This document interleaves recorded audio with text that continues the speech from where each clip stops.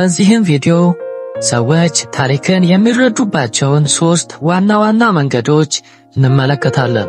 የመጀመሪያው ጣዖት አምላኪዎች ታሪክን የሚመለከቱበት መንገድ ሲሆን፣ ሁለተኛው ዓለማዊው የምዕራባውያን አመለካከት ነው። ሶስተኛው መጽሐፍ ቅዱሳዊው የታሪክ አመለካከት ነው።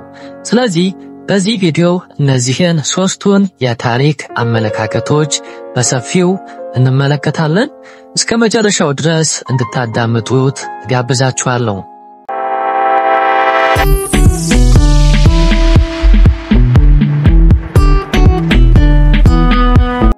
ሰላም ጤና ይስጥልኝ ውድ የፍሬዛፍ የዩቲዩብ ቻናል ቤተሰቦች በሙሉ ሁላችሁንም ሰላም እላለሁኝ። እንዴት ናችሁ? ዛሬ 3ቱ የታሪክ አመለካከቶች በሚል ርዕስ አንድ አስተማሪ የሆነ ቪዲዮን ይዤላችሁ መጥቻለሁኝ። በዚህም ቪዲዮ ሰዎች ታሪክን የሚረዱባቸውን 3 ዋና ዋና መንገዶች እንመለከታለን። የመጀመሪያው ጣዖት አምላኪዎች ታሪክን የሚመለከቱበት መንገድ ሲሆን፣ ሁለተኛው ዓለማዊው የምዕራባውያን አመለካከት ነው። ሶስተኛው መጽሐፍ ቅዱሳዊው የታሪክ አመለካከት ነው።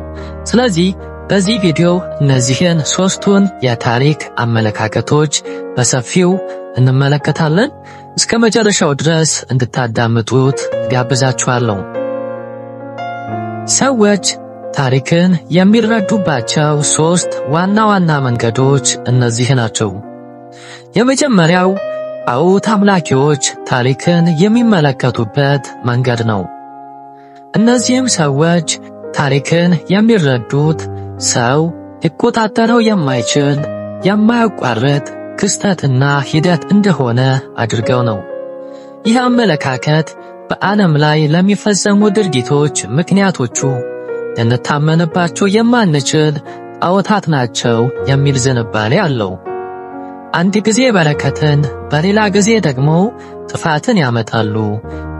ይህንን የሚያደርጉበት ግልጽ የሆነ መንገድ የለም ብለውም ያስባሉ።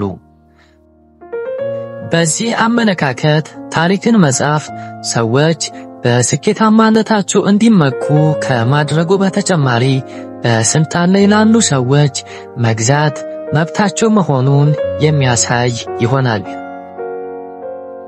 ሁለተኛው ሰዎች ታሪክን የሚረዱበት መንገድ ዓለማዊው የምዕራባውያን አመለካከት ነው። በትምህርት ቤት የምንማራቸው ትምህርቶች በዚሁ አመለካከት የተመሰረቱ ናቸው። በዚህ ዓለማዊው የምዕራባውያን አመለካከት መሰረት ታሪክ በምድር ላይ የሚፈጸሙ ክስተቶች ዘገባ ነው።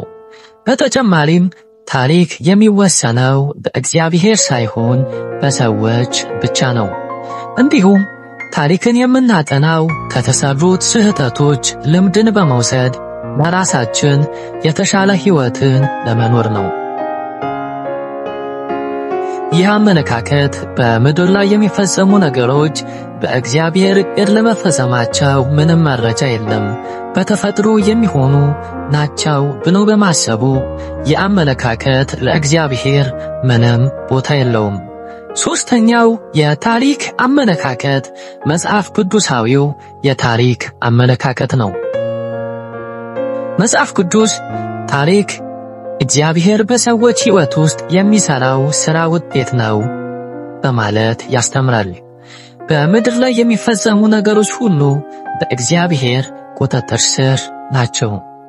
እግዚአብሔር ግልጽ የሆነ ዕቅድ እንዳለውና በምድር ላይ የሚፈጸሙ ነገሮች ሁሉ የዛ ዕቅድ አካል እንደሆኑ ያስተምረናል።